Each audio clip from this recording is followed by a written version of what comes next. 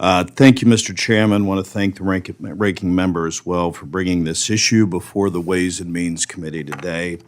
The Child Support Enforcement Program yields a very high return on investment and ensures that the federal government works with states to provide steady source of income for custodial families to take care of children. And I appreciate all of you being here today.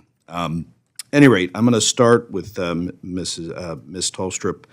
From a statutory design, what does the current law most clearly assume of the labor market that no longer exists?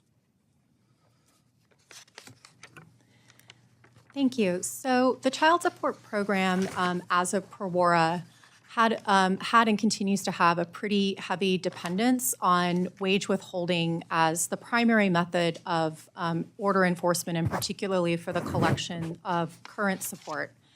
When we're thinking about the current composition of the labor market, about 7.4% of workers were independent contractors in July of 2023, which means that more than 90% were not independent contractors. And the folks on the panel have already talked about some of the technical challenges in trying to support from independent contractors.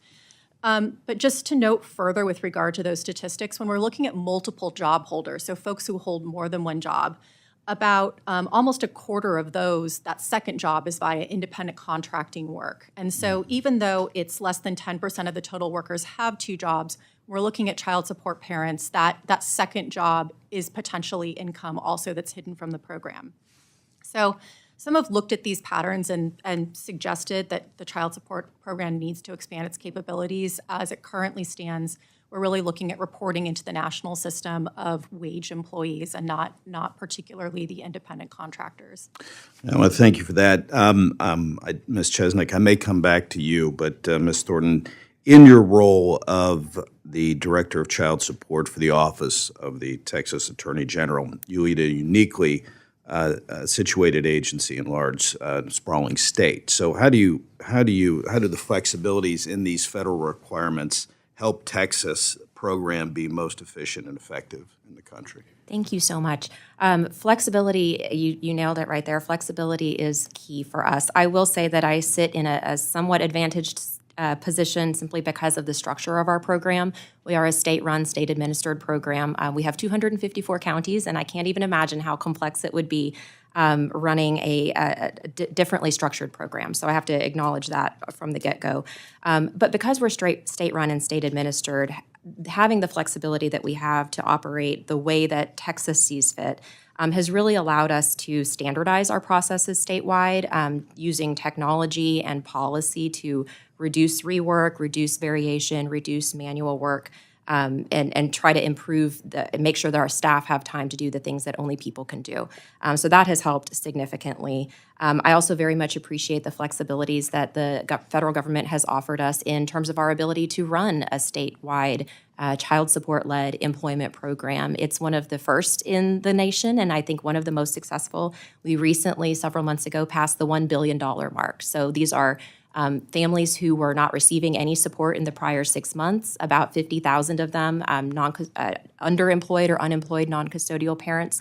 And so that's been a huge benefit to us as well. Okay, in a minute, something you didn't mention in your open or in your spoken testimony, but you did highlight it in your written testimony that I read through, the Fatherhood Engagement and Education Program that Texas has. And as somebody, single mother that didn't rely on it because we never got it, but child support, can you tell me a little bit about that program and how many other states offer similar programs to fathers?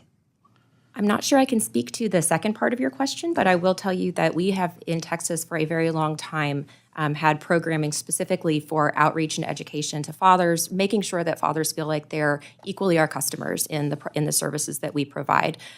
We partner with other state agencies. We partner with other federally funded programs like Women, Infants, and Children, our HHSC Nurse Family Partnership Program, and others.